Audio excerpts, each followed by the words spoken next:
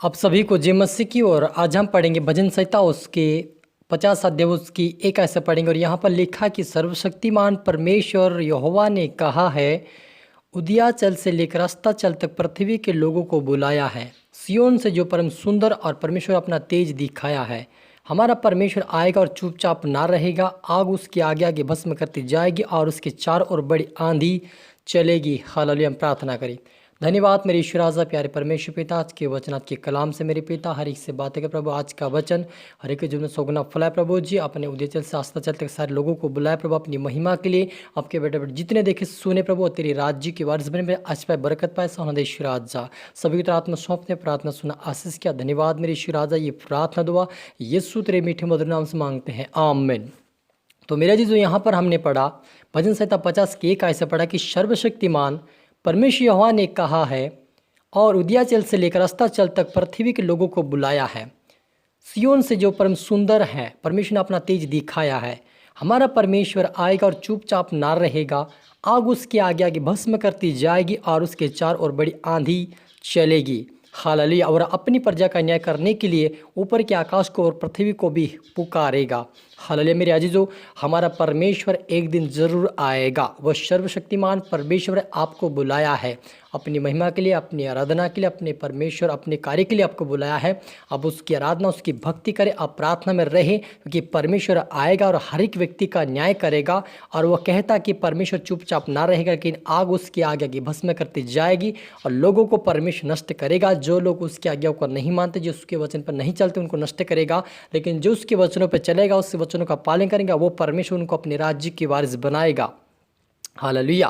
क्योंकि वो परमेश्वर एक दिन मेरे सभी का न्याय करने के लिए आएगा। यीशु मसीह ने कहा कि मैं जा रहा हूँ, वैसे वापस बादलों पे आऊँगा। वो एक दिन ज़रूर आएगा और आने का समय उसका आ चुका है। आप प्रार्थना वचनों में पवित्रता में रहे, ताकि परमेश्वर आपको और मेरा न्याय करने के लिए वो आएगा। और एक दिन वो सभी का न्याय करेगा। पृथ्वी के वो छोर तक जितने लोग, सारे लोगों को इकट्ठा करेगा अपनी महिमा के लिए, और सभी को परमेश्वर उनका न्याय करके अपने राज्य में प्रवेश कराएगा। लेकिन जो निर्दोष और पवित्रता का जीवन जिएगा वो उसके राज्य के वारिस बनाएगा। लेकिन जो उसके वचनों का पालन नहीं करता, अपनी इच्छा के अनुसार चलते, इस लोगों को परमेश्वर इनकार करेगा और वे नरक में पाए जाएंगे। इसलिए आप और मुझे उस आग से बचना है, क्योंकि परमेश्वर अपने लोगों को उठा लेगा, पवित्र लोगों को उठाएगा, उसके बाद आग को बरसाएगा पृथ्वी पर, और पृथ्वी को परमेश्वर आग से उसको परमेश्वर जलाएगा। क्योंकि सारे जो जितने भी परमेश्वर चाहता, जितने पापी वे लोग हैं, जितने पापी जानवर हैं, उनको सारे को नष्ट करेगा और अपने लोगों को बचाएगा। इसलिए आप और मुझे उस आग से बचना है। तो उस आग से बचने के लिए परमेश्वर के वचनों का और आज्ञाकारिता में चले, क्योंकि ये आग तो वो जलाएगा और उसके बाद वो जो लोगों की आत्मा बचेगी उनको भी आग में परमेश्वर, जो उसकी आज्ञा को नहीं मानते, उनको जो बचे हुए लोग हैं उनको भी परमेश्वर नरक की आग में भेजेगा। इसलिए आप और मुझे उस आग से बचना है, उस भयानक नरक से बचना है। तो खुदावन के मार्ग पे उसके वचनों पर चले, ताकि हम उसके राज्य की वारिस बने। और वह कहता कि मेरे भक्तों को मेरे पास इकट्ठा करो, जिन्होंने बलिदान कर चढ़ाकर मुझसे वाचा बांधी है। हालेलुया। मेरे जिन्होंने परमेश्वर यहोवा से वाचा बांधी कि मैं पवित्रता में चलूँगा, मैं प्रार्थना करता रहूँगा, मैं वचन पढ़ूंगा, तेरी इच्छा को पूरी करूँगा। ये जो लोगों को उससे जो वायदा किया है, जो वाचा बांधी, उसको पूरा करेंगे। परमेश्वर उनको अपने राज्य के वारिस बनाए, क्योंकि परमेश्वर अपने लोगों को इकट्ठा करेगा और अपने राज्य के वारिस बने। क्योंकि मेरे अजीजों, हमारा परमेश्वर चुपचाप नहीं रहेगा। जब हम देखते कि लूत के समय में, जब लूत जहाँ पर जिस नगर में रहता था, शुद्ध अमरा में, वहाँ पर पाप बढ़ चुका था। परमेश्वर ने अपने दूतों को भेजा कि वहाँ पर जाकर उनको चेतावनी दो, ताकि हो सके बच जाए। लेकिन उन लोगों ने क्या किया, उन दूतों के साथ वे विचार करने के लिए उन लोगों ने, गांव वाले लोगों ने कहा। लेकिन जो लूत था वो कहा कि इससे इन दूतों को, जो मेहमान मेरे यहाँ, उनसे कुछ ना करो, लेकिन जो मेरी बेटियाँ उनके जैसे चाहते हो वैसा उनका व्यवहार कर सकते हो। कि उन्होंने नहीं माना और कहा कि हम इन दूतों के साथ वे विचार करना चाहते हैं। मेरे अजीजों, उन्होंने परमेश्वर के दूतों को भी नहीं छोड़ा। अगर वो उनकी सुनते, अगर मानते, तो हो सके उस नगर को छोड़ देता। आज वैसे आज आप पर मुझे परमेश्वर कहता है कि अपने पापों को छोड़ो, पश्चाताप अंगीकार करो, मेरे मार्ग में मेरे वचन, ताकि मेरे राज्य की वारिस बने। सब परमेश्वर कहता है। इसलिए आप पर मुझे खुदावन के राज्य बनने के लिए हमें परमेश्वर के मार्ग पे, उसके वचन पे चलना है, उसके राज्य की वारिस में। क्योंकि सर्वशक्तिमान परम प्रधान परमेश्वर आप पर मुझे बोला, अपनी महिमा के लिए बोला, क्योंकि वो जिंदा चलाली परमेश्वर पिता है।